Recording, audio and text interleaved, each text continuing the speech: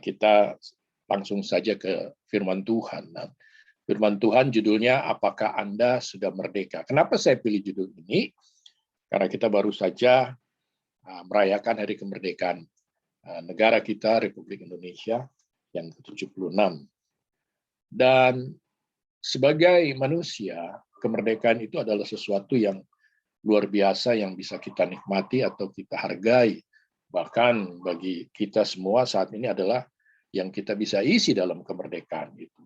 Tapi nyatanya di dalam kehidupan kita pada masa ini, kemerdekaan kita agak bahkan banyak dikurangi oleh adanya pandemi, ya bukan? Anda tidak merdeka atau bebas begitu saja keluar rumah, ya. Anda harus menggunakan masker, Anda prokes, bahkan sekarang masuk ke tempat-tempat umum, Anda harus punya surat vaksin atau bahkan mengunduh aplikasi vaksin. Artinya kemerdekaan itu sekarang tidak sepenuhnya merdeka. Nah, bagaimana dengan kemerdekaan menurut firman Tuhan? Artinya kemerdekaan secara rohani, kemerdekaan hubungan saudara dengan Tuhan. Nah, saudara yang kasih Tuhan, di masa lalu, pada zaman atau masa Perjanjian Lama, bangsa Israel mempunyai satu aturan, yaitu Taurat, di mana kehidupan mereka diatur oleh hukum Taurat ini. Dan hukum Taurat inilah yang diangkat oleh Paulus, bahkan oleh Tuhan Yesus juga dalam berita kabar baiknya, yang membuat mereka terbelenggu atau sering digunakan dengan kalimat kuk. Nah, bagaimana mereka bisa merdeka atau terlepas dari belenggu atau kuk ini, yang dalam tanda kutip hukum Taurat, jangan salah mengerti, hukum Tauratnya baik, ya, tetapi ketidakmampuan bangsa Israel atau manusia untuk melakukannya sehingga mereka sepertinya terkungkung di dalam hukum ini. Nah, firman Tuhan hari ini, ya, kalau kita lihat di dalam Yohanes 8 ayat 32, ya, Yesus mengatakan begini, dan kamu akan mengetahui kebenaran. Kebenaran itu dalam bahasa aslinya adalah reality atau realitas atau sesuatu kebenaran dalam kabar baik Kristus. Dan kebenaran itu akan memerdekakan kamu. Nah, kalimat atau frasa sederhana ini dalam Yohanes 8 ayat 32 mengatakan bahwa mengetahui kebenaran atau kabar baik Kristus yang dapat memerdekakan itu ada saat itu pada saat ia datang. Nah, sebelum Yesus datang, tadi sudah saya jelaskan, kalau kebenaran itu datang, ya, bangsa Yahudi terkurung di dalam hukum Taurat, saudara kasih Tuhan. Artinya terkurung itu segala sesuatu yang mereka lakukan, ya, jika tidak sesuai dengan hukum Taurat, mereka harus melakukan pendamaian atau penebusan dosa, ya, sesuai aturan hukum Taurat. Dan oleh hukum Taurat itu pun mereka akhirnya paham bahwa kalau mereka melakukan sesuatu yang tidak sesuai dengan hukum Taurat, mereka berdosa. Dan upah dosa adalah maut. Dan pada masa itu ada dosa, ada berkat. Jika mereka melakukan, dapat berkat. Jika mereka gagal melakukan, mereka kena hukuman. Nah, konsep itulah yang Yesus beritakan saat itu, bahwa sekarang ada kabar baik. Sekarang ada Injil, ada kabar baik, yaitu kebenaran. Kebenaran tentang dirinya yang membenarkan orang yang percaya kepadanya. Dan dia katakan di sini, kalau kamu mengetahui kebenaran dan kamu akan mengetahui kebenaran, kebenaran itu memerdekakan. Ya, kita sering baca ayat ini, tapi kita jarang mau memahaminya dengan murni. Ya, di dalam ayat selanjutnya, ayat 36, jadi apabila, di sini jelas, ya, kebenaran itu siapa, ya? Anak itu atau Yesus Kristus itu memerdekakan. Nah, di sini kata memerdekakan itu bermakna dibebaskan dari penghukuman dosa. Nah, saudara yang dikasih Tuhan, di dalam hukum Taurat bagi bangsa Yahudi, jika mereka melanggar hukum itu, mereka ada di dalam dosa. Dan upah dosa itu adalah hukuman. Sudah saya jelaskan tadi. Tapi dikatakan di sini, jika Kristus memerdekakan kamu pun benar-benar luar biasa kalimat ini. Benar-benar jadi pasti dan 100%. Benar-benar merdeka. Ayat ini luar biasa. Ya, Kristuslah yang memerdekakan atau membebaskan dari penghukuman akibat dosa, akibat hidup di bawah hukum Taurat. Di dalam Roma 3 ayat 20, sebab tidak seorang pun, kata Paulus, yang dapat dibenarkan di hadapan Tuhan. Oleh apa? Oleh karena melakukan hukum Taurat. Kalimat berikutnya yang mengejutkan. Karena justru oleh hukum Taurat, orang mengenal dosa. Artinya, ya dengan ada aturan, orang tahu dia salah. Hukum Taurat itu aturan. Aturannya bagus, aturannya kudus, aturannya benar. Yang bermasalah adalah manusianya tidak mungkin melakukannya dengan sempurna. Nah, kita lanjut. Merdeka dari hukum Taurat oleh kasih karunia dan kebenaran Kristus. Saya kasih Tuhan, kita berbicara tentang kemerdekaan. Apa korelasinya dengan kemerdekaan menurut Alkitab ini? Ya, kita pelajari dan baru saja kita baca bahwa problem kemerdekaan yang diberitakan Kristus ini adalah menyelesaikan masalah hukum Taurat. Kita semua tahu. Ya, di sini dikatakan sebab hukum Taurat diberikan oleh Musa, tapi kasih karunia dan kebenaran. Jadi kebenaran itu menyatu dengan apa? Kasih karunia. Datang oleh Kristus. Saya tambahkan di sana dalam kematiannya. Saudara yang kasih Tuhan. Apa sebetulnya maknanya bagi saudara dan saya? Bagaimana hubungan saudara dengan Tuhan hari ini? Apakah merdeka? Apakah masih ada aturan-aturan? Oh, Pak, ada aturannya. Oh, boleh. Apa aturannya? Sudah dikasih Tuhan. Aturan baik, tetapi aturan jangan membuat engkau kehilangan kemerdekaanmu, khususnya dalam hubunganmu dengan Tuhan. Paulus bilang begini, supaya kita, Galatia 5 ayat 1, supaya kita sungguh-sungguh merdeka. Kalau tadi benar-benar merdeka, ini sungguh-sungguh merdeka. Kristus telah memerdekakan kita, sebelumnya saya informasikan, jemaat Galatia, bukan bangsa Yahudi ya. Pada saat itu ada rasul-rasul atau pengajar-pengajar kabar baik yang orang Yahudi, yang berusaha memasukkan aturan-aturan Taurat ke dalam kabar baik itu. Yang paling umum adalah sunat, karena sunat itu kan tanda ya. Ya, jadi mereka ya orang Yahudi yang percaya jadi Kristen, ya khususnya para rasul atau pengajar-pengajar itu memberitakan kabar baik, tetapi ada tambahannya. Tambahannya adalah Anda harus melakukan ini, ya kan? Anda harus ibadah, ya. Anda harus berdoa, berdoanya begini, Anda harus disunat. Kalau Anda bersalah, Anda harus begini, begini, begini, begini. Aturan semua. Baik, baik. Tetapi permasalahannya, mari kita lihat. Ya, karena itu, Kristus telah memerdekakan kita. Karena itu berdirilah teguh dan jangan mau lagi, kata Paulus, dikenakan kuk perhambaan. Wow, apa itu kuk perhambaan? Jelas, tadi kalau suruh mau baca saja. Ayat-ayat berikutnya di Galatia 3:4 pun dijelaskan. Saudara yang kasih Tuhan, apa hubungannya dengan kehidupan kita sebagai orang percaya hari ini? Kita masih menggunakan sebetulnya ya hukum Taurat ini tanpa sadar. Apakah baik? Baik. Tapi jangan sampai itu jadi beban. Contoh sederhananya. Saya ingat dulu, ini hari Minggu. Kalau hari Minggu, ya kita ada di tempat lain di luar gereja lah, ketemu orang. Orang bilang, kok nggak ke gereja? Begitu kan ya? Ini kan harusnya kamu ada di gereja. Begitu. Kita merasa tertuduh, kita merasa, ya, berdosa. Kalau kita merayakan hari Natal, datang, wah ini Kristen kapal selam ini. Natal aja dia datang. Ya bukan? Artinya, orang mengaplikasikan hukum Taurat tanpa sadar sebagai satu kuk, sebagai satu beban, bahwa manusia harus melakukan sesuatu, orang percaya harus melakukan sesuatu yang diambil dari hukum Taurat, walaupun tidak murni, tidak semuanya, tetapi yang bermasalah itu jadi jadi beban.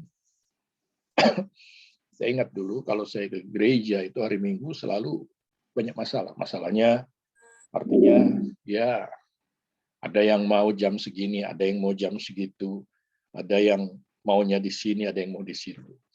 Sampai-sampai saya bilang, ini mau ke gereja mau ngapain ya? Artinya agama atau hubungan saudara dengan Tuhan itu jadi beban. Iya apa enggak? Iya kan? Apalagi saya masih ingat dulu, kamu bayar perpuluhan enggak? Kamu melakukan ini enggak? Kamu doa berapa kali sehari?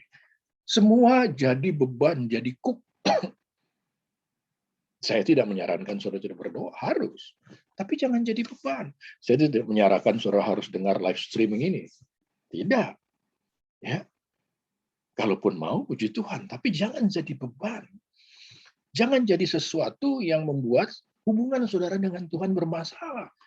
Jika saudara tidak melakukan sesuatu menurut doktrin aturan gereja.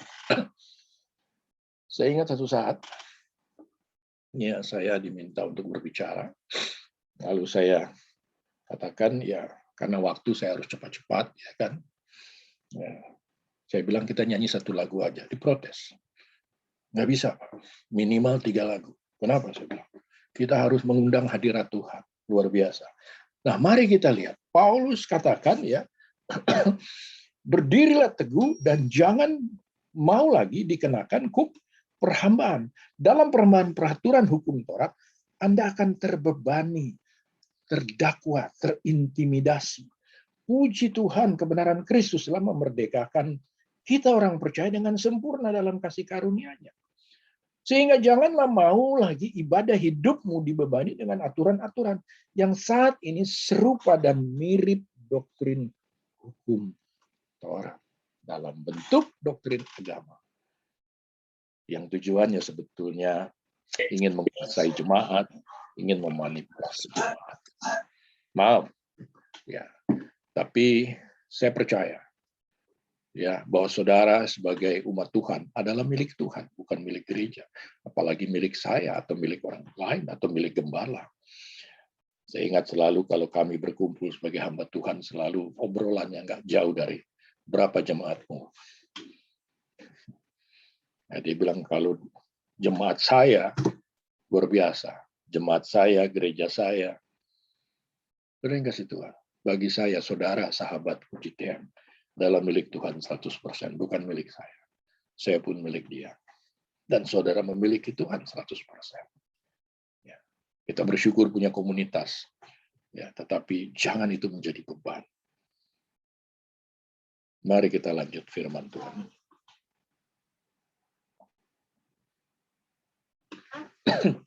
Kuk beban hukum Taurat yang tak menyelamatkan selain mendakwa dan mengintimidasi. Kisah Rasul 15. Ini terjadi pada saat para rasul itu memberitakan kabar baik setelah Yesus naik ke surga. Lalu mereka surprise, mereka kaget. Dalam pemberitaan kabar baik ini banyak orang-orang yang di luar Yahudi ya menerima kasih karunia.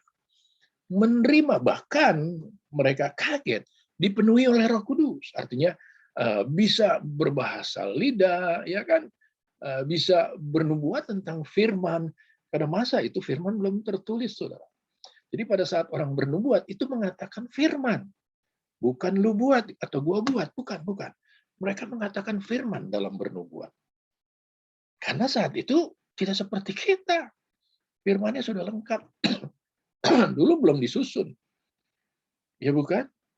Jadi pada saat orang mendengarkan orang yang menerima Kristus, menerima kasih karunia, diselamatkan, lalu ada tanda mereka bernubuat, itu sesuatu yang luar biasa. Dan sayangnya kita saat ini selalu ingin mendengarkan nubuat tentang ramalan cuaca, ya, bukan firman Tuhan lagi. Oke, kita lihat apa yang terjadi di sini.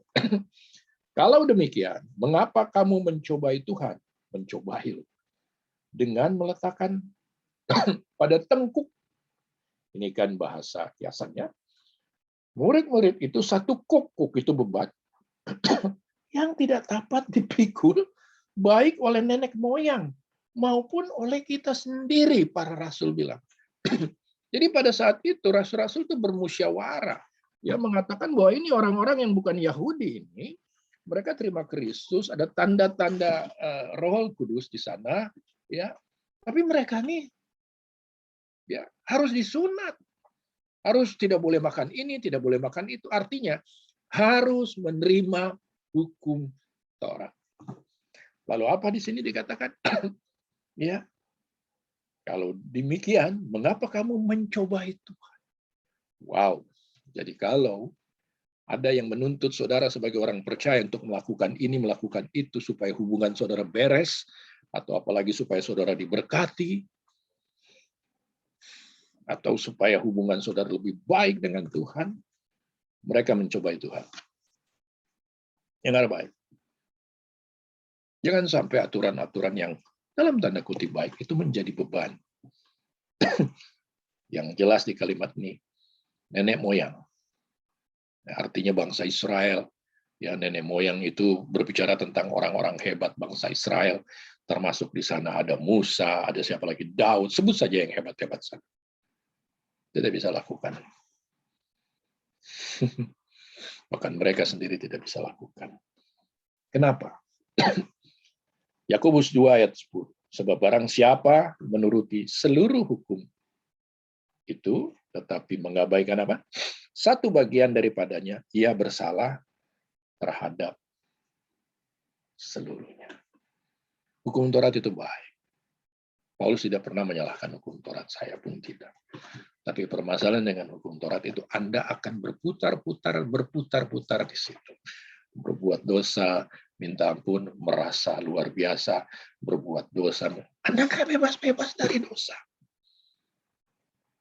Lalu Anda ingin diberkati, oh ini syaratnya, harus begini, harus begitu.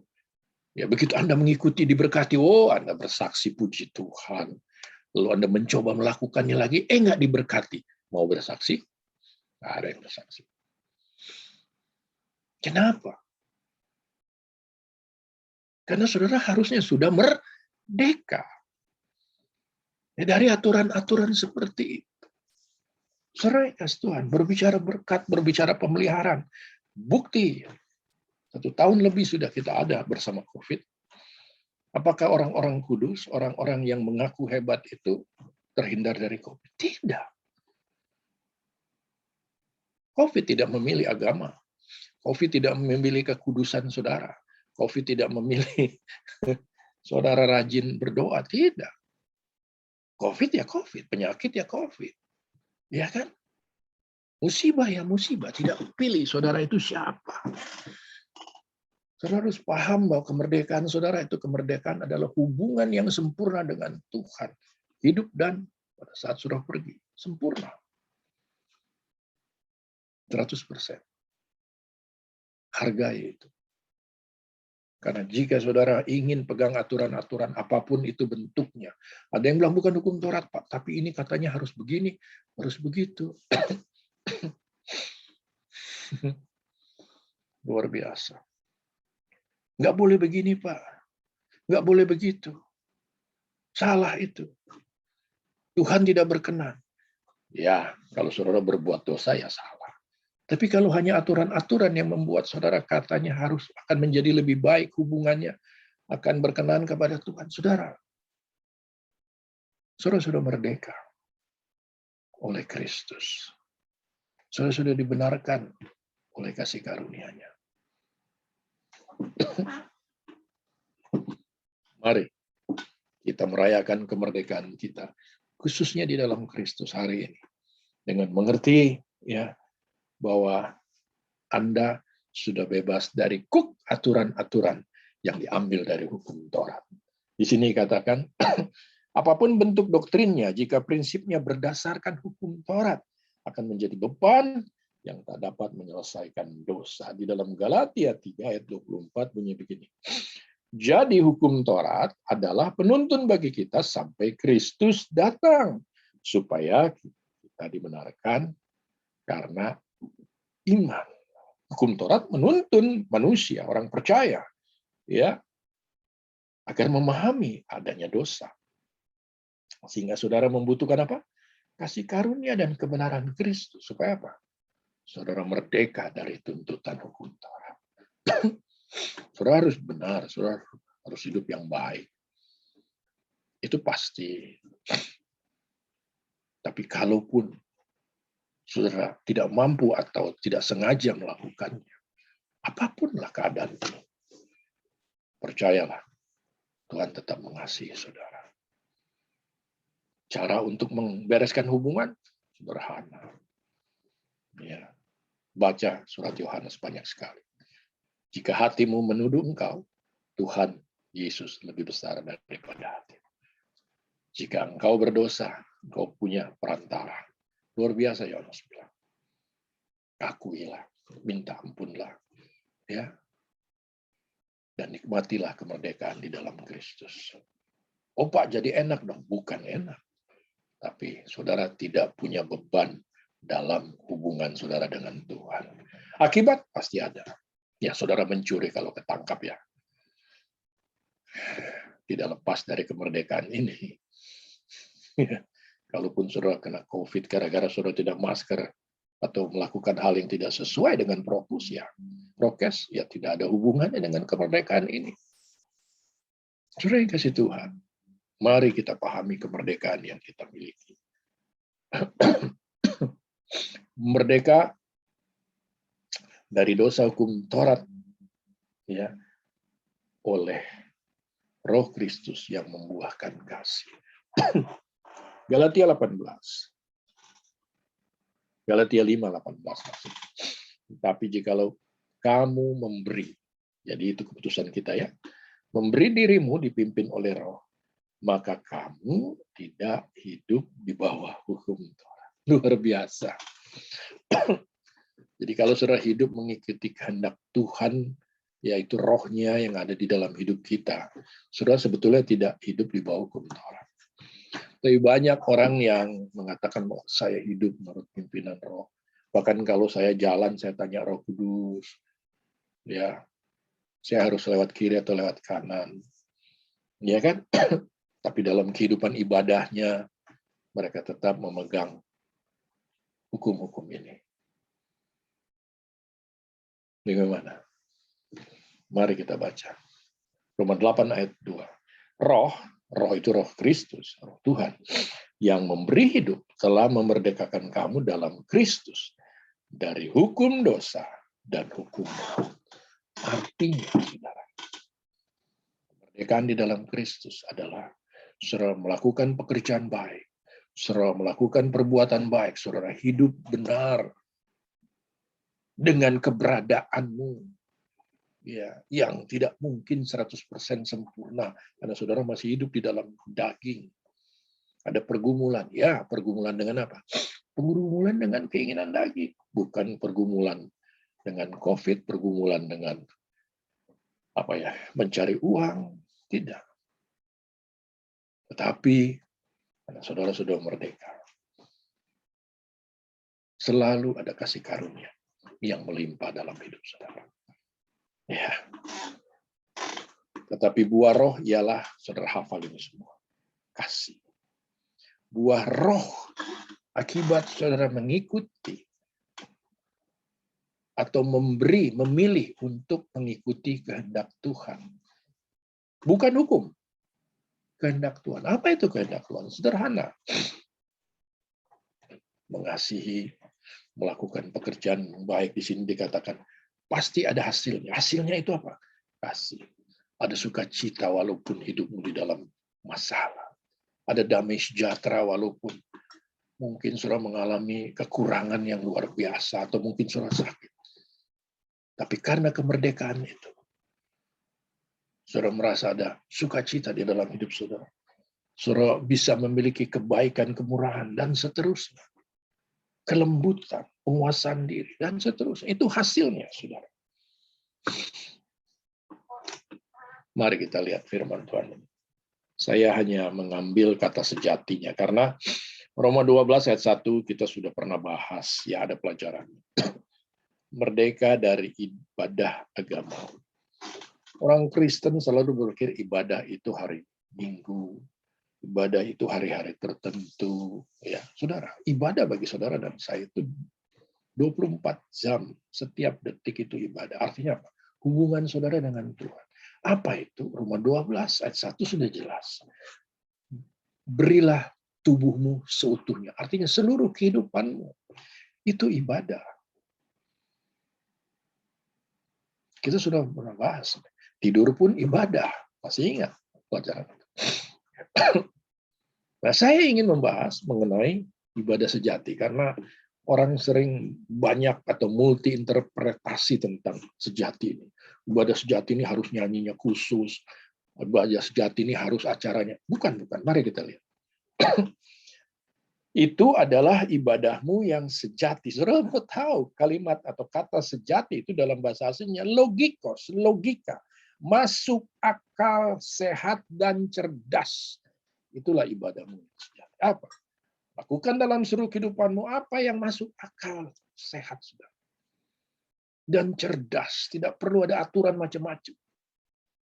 Pak, kalau saya mau melakukan ini berdoa. Iya.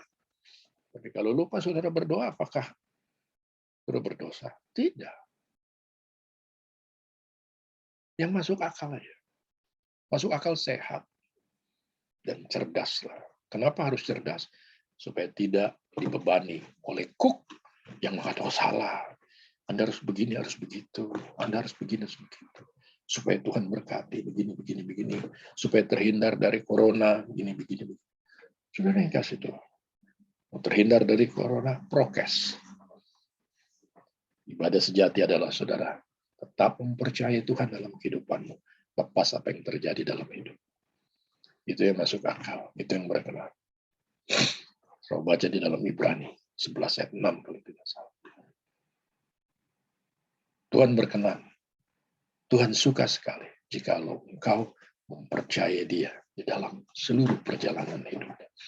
Itulah ibadah yang masuk akal. Mari kita lihat terjemahan yang lain. Ini terjemahan bahasa Indonesia sehari-hari. Ibadatmu kepada Tuhan seharusnya demikian. Lucu, seharusnya demikian seperti apa ya? Sebetulnya yang masuk akal saja. NIV bilang begini. This is your true and proper worship. Wow. Ini yang benar itu seperti itu. Memberikan seluruh kehidupan saudara itu ibadah. Kalimat sebelumnya bukan? New King James bilang, your reasonable service. Satu pelayanan yang reasonable.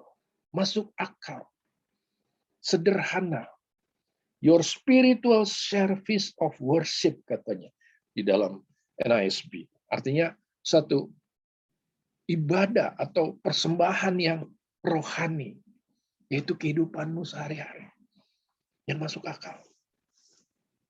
Gimana? Amplified bilang begini. Reasonable, dalam kurung rational, masuk akal. Ya. Intelligent, cerdas. Ya. Service and spiritual worship hari ini. Apakah saudara sudah merdeka? Anda yang menjawabnya dalam hubunganmu setiap hari dengan Tuhan melalui orang-orang yang ada di sekitar. Yang masuk akal. Masuk akal sehat, cerdas. Ya. Itulah ibadahmu yang sejati. Bebas, merdeka dari aturan-aturan agamawi. Yang tidak membawa kebaikan tapi membuat saudara terbeban dan bahkan memiliki kuk. Sehingga saudara akan menyesali perjalanan hidup saudara dengan Tuhan. Bahkan saudara akan kecewa dengan Tuhan. Kok gini ya Tuhan, saya sudah begini, saya sudah begitu. Tapi kenapa kok begini? Saudara, bukan soal kenapa. Kalau saudara sudah merdeka, apapun keadaan hidupmu, ucapkanlah apa? Syukur dalam segala hal. Kalau saudara sudah merdeka, saudara baca surat-surat Paulus itu tidak akan merasa susah. Ya, kan susah sekali dibilang. Ucapkan syukur dalam segala hal. Apalagi susah kok ucapkan syukur. Berarti saudara belum merdeka. Saudara bersyukur kepada Tuhan. Kalau semuanya oke, semuanya baik. berarti saudara belum merdeka. Mudah-mudahan saudara bisa memahami firman Tuhan hari ini, agar saudara merdeka di dalam Kristus. Karena Kristus memerdekakan saudara dengan kebenaran di dalam kasih karunia-Nya. Tuhan berkati. Nikmati hidup ini apapun keadaannya. Ya, tidak selalu hidup ini harus seperti yang saudara harapkan. Tidak selalu. Tapi satu hal, belajar bersyukur dan gunakan akal sehat untuk menjalani hidup ini dengan baik. Ya, apa yang sudah lalu, ya akan berlalu. Saudara hidup sekarang, dan saudara punya masa depan. Nikmati itu dalam kasih karunia-Nya. Lakukan yang baik. Dan belajarlah menghadapi hidup ini dengan apa? Bersyukur kepada Tuhan. Lepas dari apapun keadaannya. Memang semua orang juga bisa bersyukur kalau semuanya itu luar biasa. Tapi apa bedanya kita dengan mereka? Tidak ada. Berarti hidup kita masih terbelenggu dengan keadaan dan lingkungan. Bukan sudah merdeka karena Kristus ada di dalam kita. Doa Paulus sederhana.